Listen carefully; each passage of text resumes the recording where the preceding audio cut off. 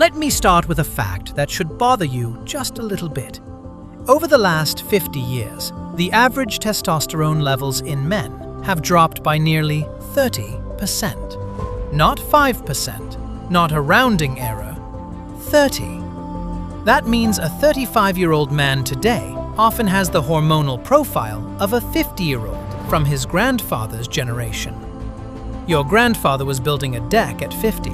You're stretching your back after sitting too long at 25. That's not a character flaw, that's chemistry. Now, before someone says, well, maybe we're just measuring it better now. No. This decline has been observed even after adjusting for age, weight, and smoking. Something is happening. And it's not just one thing. Let's talk about phthalates, for example. You probably don't know what those are, and that's the point.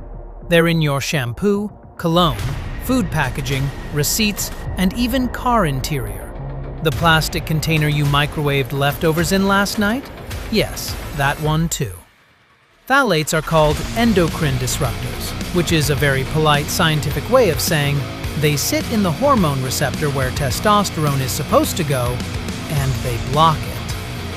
Imagine you show up to your house and someone else is already in your driveway.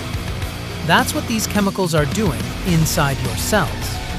Now compare the average chemical exposure of a man in 1970 to today. In 1970, there were fewer plastics, less ultra-processed foods, less synthetic fragrance, fewer industrial chemicals in circulation. And today, we marinate in it. Comparing the two eras is like comparing a clean mountain lake to light industrial runoff. And then we act surprised when hormone levels decline. Now, here's the part nobody says out loud. If testosterone keeps dropping across the whole population, the definition of normal drops with it. When your doctor says your testosterone is normal, what they mean is you're statistically average compared to other men who are also tired, overweight, stressed, or sleep-deprived. That's not health. That's the middle of a declining curve. In medicine, normal is a statistic. It is not a performance standard. It is not a vitality benchmark. It's just the middle of the pack. And the modern pack? Overweight, chronically sleep-deprived, sedentary, overstimulated, under-muscled, and under-recovered. If everyone drifts downward together, the average becomes the new floor. That's the normal trap. This is where most men get stuck. You're not sick enough for a diagnosis, but you're not well enough to thrive. You're not collapsing, you're just flatter.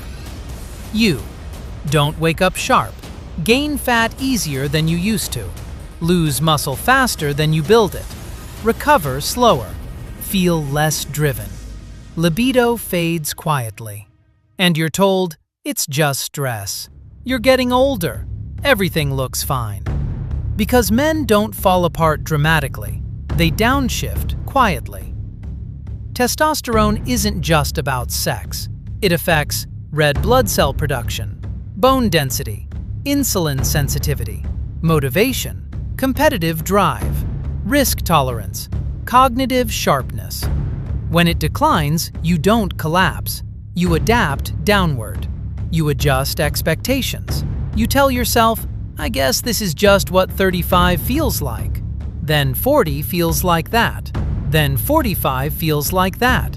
And eventually, you don't remember what you used to feel like. That's the invisible decline. Here's another uncomfortable truth. Your physiology does not respond to motivation. It is difficult to out-discipline a physiological downshift. Your body responds to signals: sleep, light exposure, muscle tension, nutrition quality, stress load, and chemical exposure. Right now, many of those signals are being jammed by endocrine-disrupting chemicals, blue light at midnight, chronic stress, ultra-processed food engineered for shelf life, not human life, a lifestyle built for convenience, not resilience. And yet, when you feel off, you assume it's your fault. It's not that simple. You're not broken. You are adapting to your environment. The reference range you're being compared to? That's what's broken. Now let's be clear. This is not an argument to chase numbers blindly. It's not an argument for self-medicating with testosterone. It's not a magic pill pitch. It's an argument to stop confusing statistically average with biologically optimal. Stop asking, am I normal? Start asking, am I functioning at a level that matches my potential? Because if you feel flat, foggy, soft, unmotivated, and dismissed, you're not crazy. You're not lazy. And you're not weak. You're likely living inside a system that is comfortable with gradual decline. And managing a baseline is standard care, while optimizing for vitality is left as a personal responsibility. So, I want to hear from you. Have you had your labs done recently? Or did you get the "you're normal" speech, even though you knew something wasn't right? Drop it in the comments. I'll read those, and we'll use them to decide what we break down next. Until next time, thank you for watching.